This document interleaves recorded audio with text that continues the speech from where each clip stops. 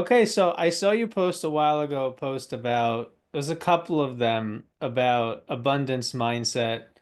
One was a story about a guy who walks into a hat store and he asks for a hat and they tell him it's 300 bucks. So he says, "You have a cheaper hat?" And they said, "Yeah, we have it for 150." And he leaves it with the $150 hat.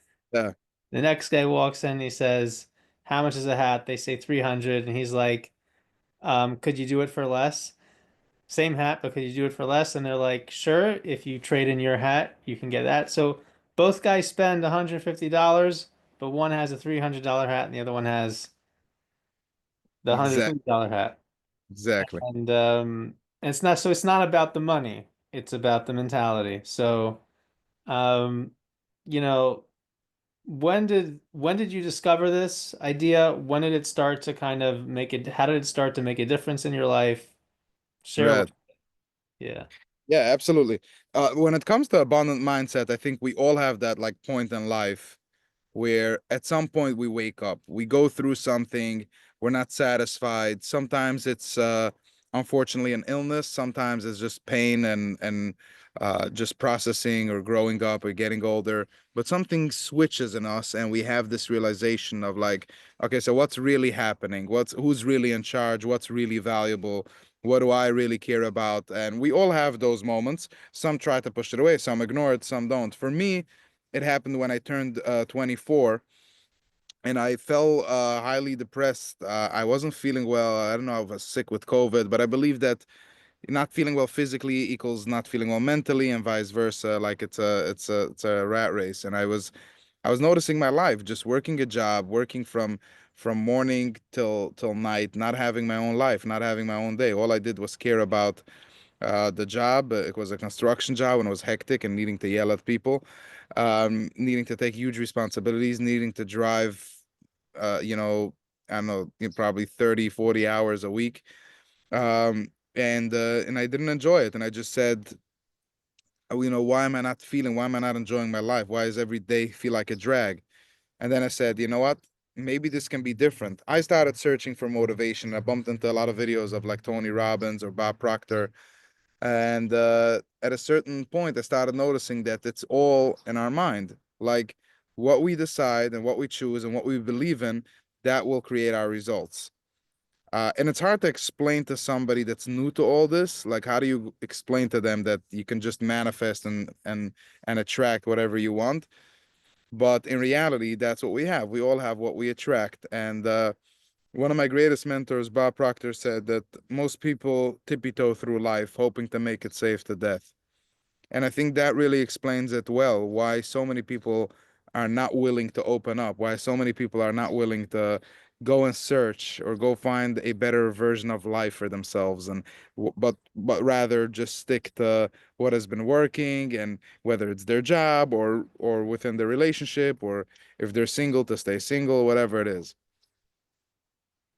Okay, so I mean, what you're basically saying is that life is painful, and like we come to a decision where either we stay with what we know and be somewhat comfortable, or we start to realize that our experiences are in our head.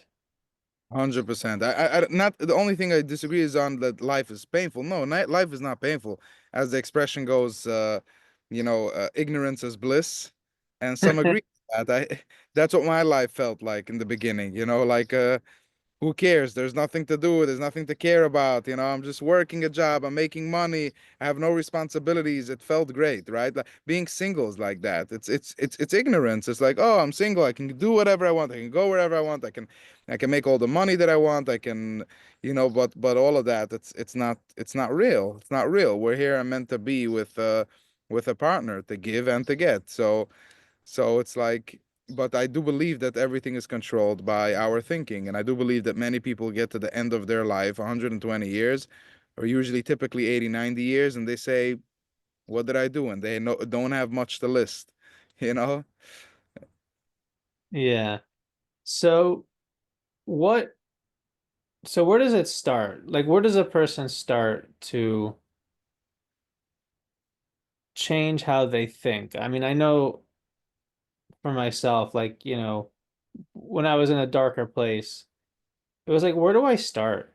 Like, how do I, okay, I hear these ideas, I listen to a tape, but where does it actually practically start? Right. Yeah, great question. The way to start is by getting clear on what you want. Get clear. Make a list, write it down. Write it down. It's so powerful because you want to remember tomorrow what you were thinking today, right? The mind is constantly busy with millions of different things. So by writing it down and getting clear what you really want, now you know where you're heading towards to, right? You can be going on the slowest ship. As long as you put in a destination, eventually you'll make it to your destination. You can be in the slowest car. As long as you put in a GPS and there's a driver driving to that destination, it might take a very long time, but you will get there eventually. Most people, they'll spend years on planning out their house. They'll spend months on planning out their wedding or an event, but they wouldn't take an extra day to plan out their own lives. So for me personally, I made it a habit through good people, mentors, and help, good friends. I made it a habit to write down the goals, what I want in my life. So I have every day, I have daily goals, weekly goals, yearly goals. I even have a 5 year goal. What do I want? Do I want a house? Do I want a wife? Do I want children? How many children? Do I want money? How much money? How big of a house? Do I want a company? How many companies? How many clients? How much money? What do I want to do? How do I want to spend my day, my life? Isn't it important enough? We live one life. We have one shot at this, and it's my life, our life. Why shouldn't we plan it out? So by planning it out, you're sending a direct message. We all know that we're spiritual human beings. So by planning out our life and getting exactly clear at what we want, we're sending out a direct message to God, the universe, call it whatever you want. Lahavdul, Banel Fafaldul is Jesus, whatever higher power somebody chooses to believe in. By getting clear on what you want, you're sending out a message to God, to Hashem, as we know it, that this is what I want. Hashem, this is what I want. And we learn in many, many psikim and places that God follows us. You know, we're in His shadow, and what we want, God follows us. That's what the Baal Shem Tov speaks a lot about. God follows us. Whatever we do, even if we were to do bad stuff, He would also protect us. He would also help us out in that quest of what we're doing. So of obviously if it's for positive, then Hashem will help us, whatever that is. If a person is determined to get married, if a person is determined to have and raise a family, if a person is determined to make money, yeah, God feeds every living animal according to their will. That's the pusik. That's the pushat pshat. So whatever I want, whatever somebody has in their will, that's what God will do. So to answer your question, get really clear on what you want and watch how things get aligned. It's very simple, but it's very true, and it really connects to the first idea because, you know, I know that the sign of a person who's very difficult in a conflict or in a situation is you ask them what they want and they don't give you a straight answer. Yeah, Because once a person says what they want, they basically now agreed to be happy if they get it. But until they state what they want, they'll always have something to complain about, and so in a way to keep ourselves accountable and to like take a direction in life and to decide, I actually take some responsibility. It really does start with simply answering like, what do I want? I love that. Yeah, beautiful, beautifully said. Yes, Um, so so much sense and adds so much to what I said. I love it. Yeah. so so when a person now, okay, so a person writes down what they want, but then they're like, okay, I wrote it down, but now what? Like now what do I do? What's the next step? Once they write it down. Yeah, yeah. So great question. So first of all, um this is where this is where we have a minna, which is faith, a belief that it will happen. Okay. I'll give you a personal example. Like I just bought my first house. I had no idea at the time where the money will come from, but I knew that if I found a house and made an offer got accepted, I gave a deposit, that went well. I knew step by step I had this 100% knowingness that it will happen. And I can tell you this week is closing. And the fact is that, everything kind of worked out. I landed a new client. I landed great sponsors for my podcast. I landed a few status advertisements, and money just started coming in. Somebody that was randomly owing me $1,000 paid me. This idea, that idea. I remember I checked in my YouTube account and I saw, oh, YouTube owes me $1,300, right? So I needed a couple of $1,000, and it all came together. It all happened. It was all here for me. And so when you talk about step one is belief, and sometimes you don't have to believe that you have the house right now, but the belief is that once I set my mind to it, and the hardest part is always the decision, but once you set your mind to it, now sit back and believe and enjoy. And it's hard to do that because especially if you're looking back to the past is not always that shiny. It's not always that great. People go through a lot of stuff, and it's difficult for them to base their entire success story on their past. So basically what they do is they look forward is they look forward and they hope that things will be better. But if they live in the moment right now and they say, hold on, how can I, yes, control the moment right now? Um, then things start to change. Because the only way to reprogram a subconscious mind, that part in our brain that already knows everything, already knows how to go to the bathroom, how to eat, how to walk, all those things that are happening just what we call automatically. What happens when you change it and you start working consciously towards it is you're reprogramming the subconscious mind. And if I tell myself consciously that I'm a good person, then subconsciously I'll also start believing in every situation that I'm a good person. Even if somebody's directly shouting at me, you're not a good person, my subconscious mind at some point will know that I'm a good person. And vice versa. You take an innocent kid that is so pure, and we know that they believe that the whole world is theirs, right? They're so confident. They're always giggling and walking and talking and expressing themselves. You tell that kid for long enough that they are worthless, that nobody needs them, that they are a pain in the neck, and that they are, that you're not enjoying them. They start believing that, okay, maybe it's true. Maybe I'm just not worth it. Maybe I was a mistake. Maybe I'm just not good enough over here. And that's what most people do. That's how they grow up, and subconsciously they have this belief that they are not good enough. So the first thing to do is to believe in oneself, believe in your dreams. And the more you keep on doing that, and every time you have this doubt towards the dream that you have, whether it's the business, the relationship, or the kind of personal life that you want, every time you have that doubt, you reinforce it with a conscious mind, with a conscious effort, and you tell yourself, yes, I do deserve this thing. Yes, I do agree that I deserve the best.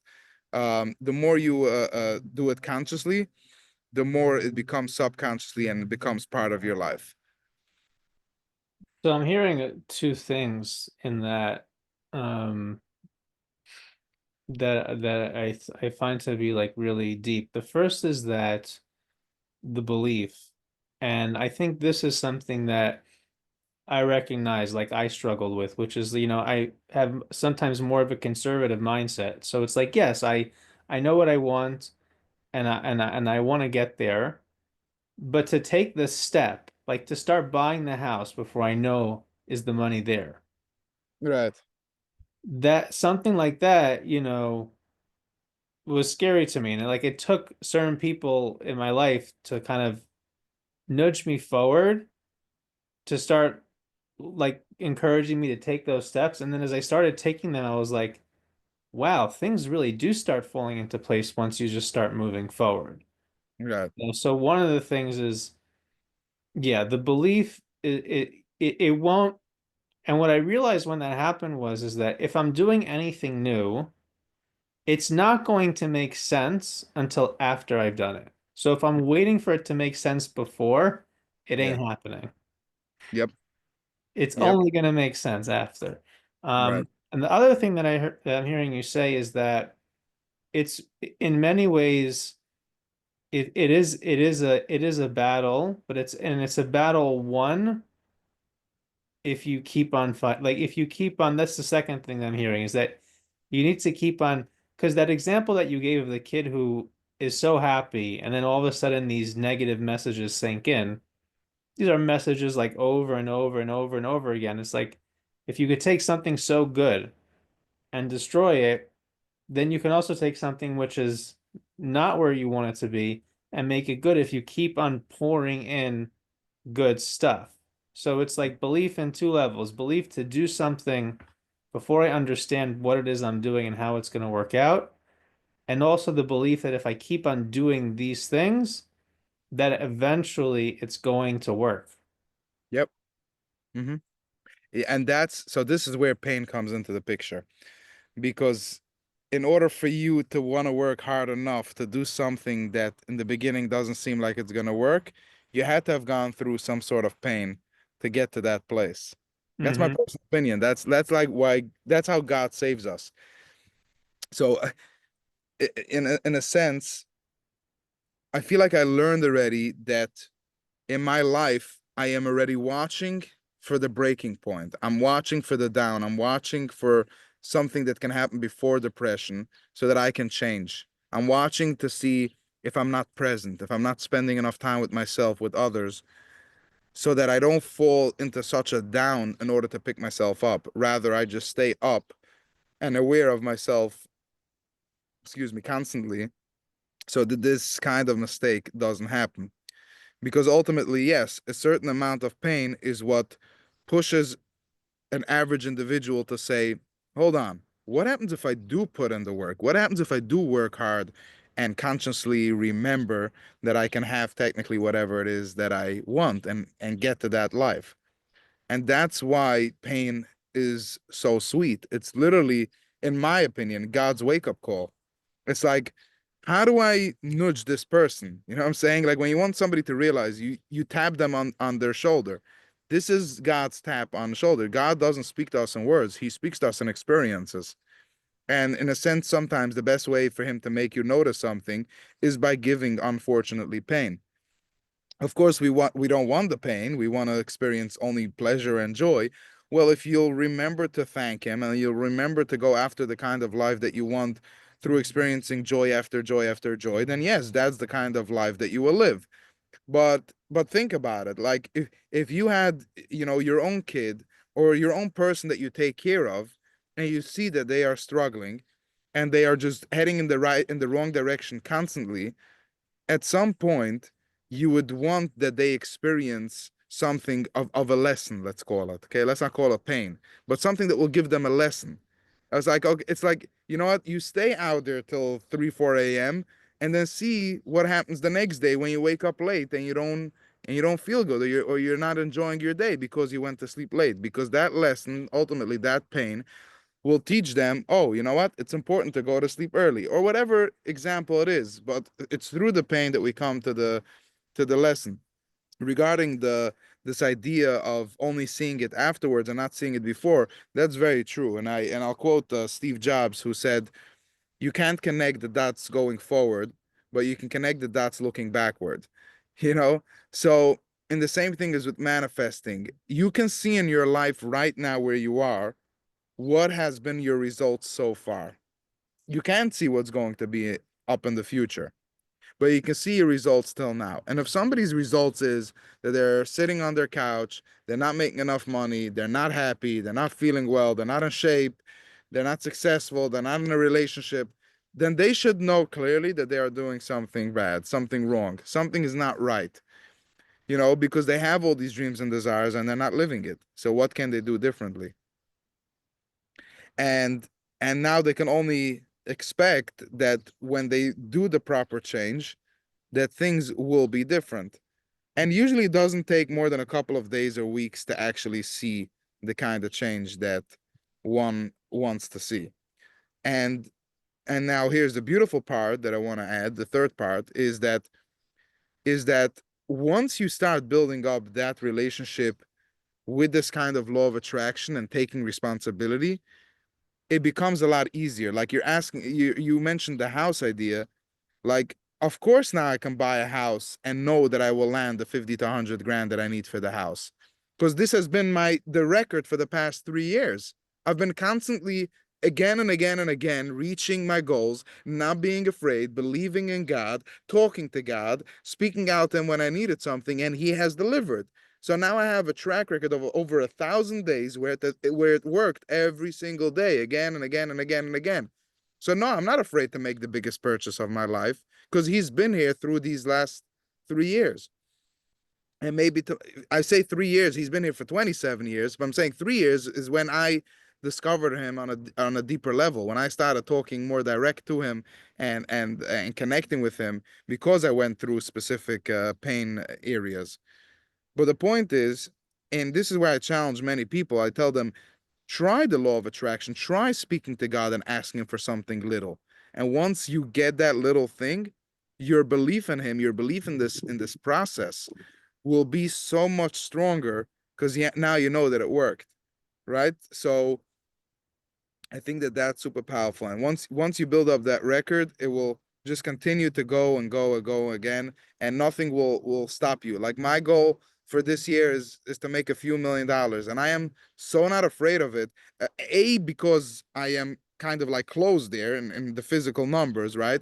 But B, because I remember making a goal for $100,000 and I reached it, and then two and three and five, and so like if I keep reaching the goals, why not just continue and believe that it will happen? And maybe we'll go through a little bit of turbulence and shaky things, ups and downs, and maybe one business will fall down, but another business will come up, and so on. But at the core, I know that I will achieve and get to my goal.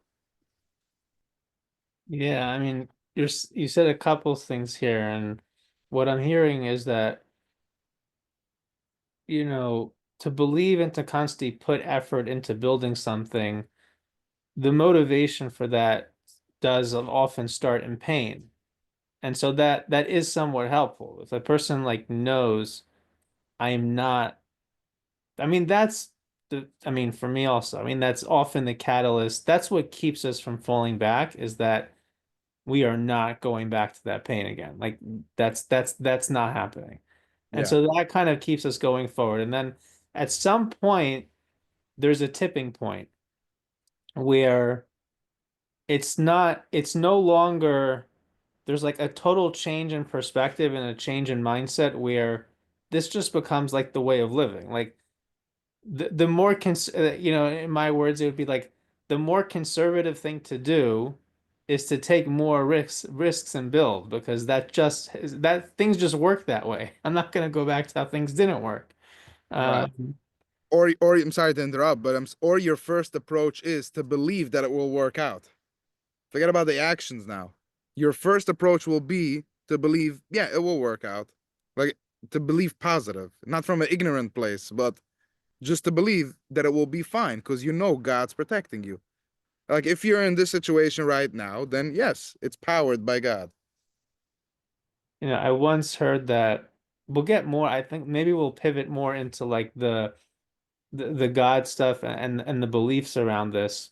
Because Mhm. when you posted about this, there was these questions that came up. But one of the things that I read once is that I think it was from the Lubavitch Rebbe, but basically someone who trusts in God, he's not even praying for the things that he wants, because he just assumes they're going to happen. It's like, why would I even pray about it? It's like, of course it's Love, going to happen.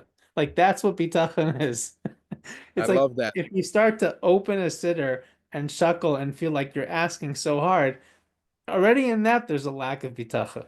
I can so connect to that, and now to hear that it's probably backed by Lubavitch Rebbe, that means a lot to me, by the way. So thanks, Ari, for sharing that. I love it. I don't remember the source, but I do remember hearing it. The Yeah. exact Oh, so it's fire. It's fire. It's so true, in my opinion. I love it. so I guess what I want to ask you now is that some people, when they hear this, they question, like, is this okay? Is this kosher? Is this in Yiddishkeit? Like, where did this, isn't it that whatever God does is for the best, whether we like it or not? Like, where does this arrogance come from that if I want something, I'll somehow get it? Right. Right. Again, so from a spiritual place, you have all these ideas like, Bechira, or what's the point of life if we can't choose, right? So we learn time and time again that we are the consequences of our decisions for good or for bad. And that's technically the point of life. You're here to make a life. You're not here to just live and sit on the side of the street and wait for mercy to happen, right? That is reckless. You're supposed to take care of yourself, and you're supposed to support yourself. And we have this from modern day Rebbes and Rabbunim and Maniga Yisrael to old time, and what we have Pasikim and stuff like that, where you continuously see the importance of getting out there and going out for doing your panusa, doing hishtadlus to create your own life. But then you have, so that's the basics, at the base. But then you have all those people that have this whole idea of like, okay, so I want to get something, I really, really want it, but who said I'm allowed? Who said that it's godly? And then when you talk to me about law of attraction, who said that this is coming from the Torah? So first of all, there are many people that gave, including Reb Mata Frank, which is an respected, Rebbe and Manig by Klal Yisrael, is a Breslov Mashpia, to be exact. And he made a whole cipher that talks about law of attraction linked to the Torah. Now, if somebody doesn't believe in Breslov, I can bring you a source that is completely on the opposite side, which is Skver, who originally doesn't align with the Breslov sources. And I know in Gaman over there, his name is Rabbi Breyer, and he made a whole cipher also with the same idea of places in the Torah that reference to law of attraction, which means what's the meaning of law of attraction? Law of attraction means that everything that we have or we are is somewhat we attract it ourselves, including the Novi Iev, who went through all kinds of yesidim and pain in his life, and he said at the end of his life that everything that he feared revered, like basically everything that he was afraid of actually happened. So, which comes to show that, good or bad, what we think about, what we focus about, somewhat somehow manifests into our lives. And there's no reason to get scared, because when we fear something, we don't give it that much negative energy. So, generally speaking, it won't get into your life. But many people have experienced when they fear something a lot, and some version of that ends up coming into their life, which is sad. But same goes for the opposite, and the opposite is even stronger. When we're positive about something, excited about something, we keep on thinking about it, keep on believing in it, keep on imagining it, keep on working towards it, then there's no question about it that this thing will manifest and come into our lives. And now let's talk about the source, right? So we spoke a little bit about these pesikim and the way life works in general. And as I mentioned, but if you want to speak about manifesting from a place of manifesting, when I am manifesting something, right? What other source is there besides God? So I think that these people that have an issue with manifestation in general, okay, because now we're moving from law of attraction to manifestation. Manifestation, generally speaking, is manifesting something positive: a house, a car, a wife, a spouse, kids, a happy life. You're manifesting stuff. If you find a different source, the person that's telling me that manifestation isn't real or it's not godly, I'll ask them, who are you when you ask for something, when you want something in your life, who is your source? If you're telling me that my source is not godly, who is your source? And the answer to this question is there's only one source. We are only one. We are one with God. God is one with us, and we are one with each other, with brothers and sisters. There's no division. Now, the reason why people are so against manifestation is because they haven't developed their connection to God. They haven't developed their connection with a path of manifesting their goals. They haven't even developed a connection with themselves. So when I tell them that whatever I want, I get, the only option that they have from two places. Number one, from a place of just debunking it. And number two is they just want to question it. They don't understand it. Like, whoa, Ellie, you're getting all these things. What are you into? Like, for them, it can't make sense that this is all coming like from God, because they don't have even the connection with God to go figure out and now they're upset. Like, okay, so why don't I have this connection with God? And that's a different question that needs to be answered. I don't know what you were told about God. Like, so that's up to you why you don't have a connection with him. So does that explain a little bit of the Yeah, question and the yeah. people that I question it, mean, why they question it? so I think, again, like you're saying a lot of good things, and I'm hearing, you know, I guess we'll start from the last thing you said, which is that the issue that a lot of people have with this is because if you don't feel a direct connection to God and you see someone talking about these miracles happening in their life that somehow came as of something they did, it almost feels like someone's working black magic here, like something not kosher is happening. Exactly. Um, you Beautiful, know, beautifully said. and so, and I've seen this a lot, where it so much of our connection and how we serve God, it's not, it's also something that you have to walk in it to understand it. You don't understand it before. You have to go in it and to understand it. And you can't understand what a connection to God is without experiencing what it feels like.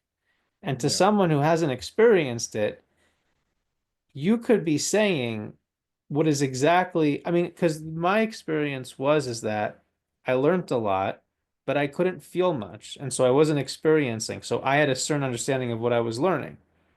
And then right, when I started beginning to experience things, everything I learned, my understanding of it completely changed. And then I realized, oh, that's what it meant. Oh, that's what that meant. Oh, now I get it. Oh, this is why I didn't understand it because it's this. And right, so, you know, you end up getting into philosophical discussions about is this good or is that good? But in the end of the day, what you're really dealing with is that one person tasted the ice cream and so they can tell you what it is, and another person's never tasted it before, so they're just yeah, very confused. yep, beautiful. Yeah, absolutely. So, so then I guess the question I'd ask you is, how did this connection to God start to develop for you? And like what like someone who is like, yeah, I don't know. Like I've been learning, I've been taught all my life. This is the Yiddishkeit that I know. What is this? How does it start? Where does this connection to this more personal, internal, deep connection to God begin? Right. Great question. I mean, I don't want to get too much into depth, just to keep this short and interesting. But the idea is, as I mentioned, a little bit of pain and starting to question my own life and unhappiness pushed me into searching. And as I started searching and bumping into people like Tony Robbins or Bob Proctor, as well as one of my good close friends, a coach, Moshe Jung, I was able to start developing different mind patterns and starting to learn different things as to why am I who I am, why do I have what I have, why do I believe what I believe, and in that sense I started noticing a different type of God. I grew up with this God of like guilt and shame and fear of everything, and I started noticing that, you know it's just not the real God. It's just not really who God is. Like not even according to Toida or to Swarm. Like it wasn't the real. Like I had this version of God that just simply wasn't true. So I started redeveloping my connection with him. And like I said, part of it is pain. If not for pain, I would have never searched. I would have just gone on with my life and lived ignorantly and to be happy with with not being happy. Like I would have just been ignorant. So, but then once you start developing this new connection with God by speaking to him and watching him speak back to you, I think it's very easy to start and building up a new real connection. I challenge people to this all the time. I always tell them, like, you have an issue, speak to God, speak out to him. Watch how he sends you back a clue. Watch how he answers your prayers in the most interesting and fascinating way. Obviously, if you believe in it. Watch how for me it happens every time. Every time I ask him something, I'll see something show up. Somebody will call me, something, a clue, a thought, something will come into my head, and I'll see, oh, okay, God, thank you for being here and showing up for me. You know, That's God. it reminds me of something I heard from Yoel Khan. Um, he was saying like he was answering the question, how does a chassid connect to a rebbe? What do you do? And he Mhm. said simply sit down, take a piece of paper, and write to him like you'd write to your best friend. Wow. And and so I mean we're coming full circle here and we'll wrap up, which is, you know, it really so much of it starts when a person sits down, asks himself, what do I want? And just sees it and sends it to God. 100%. It really there's details and techniques and all different kinds of things, but that really is the core. Yeah. So thank you so much for doing this. This was jam-packed. I enjoyed it so much. My pleasure. Same. Ari, you have real good clarity, and it's amazing to speak with you. You know, everything that I said, and I thought I have clarity, but to hear it, you throw it back very nicely and you add your special touch. I think it's amazing. And I know you do this for a living. You work with people and help them open up their mindsets. And so I want to wish you a lot of success, a lot of atzlocha, and I truly believe in you. Thank you very much. Thank you. It means a lot to me. I really appreciate that, Ellie. Thank you so much. You're welcome. Enjoy.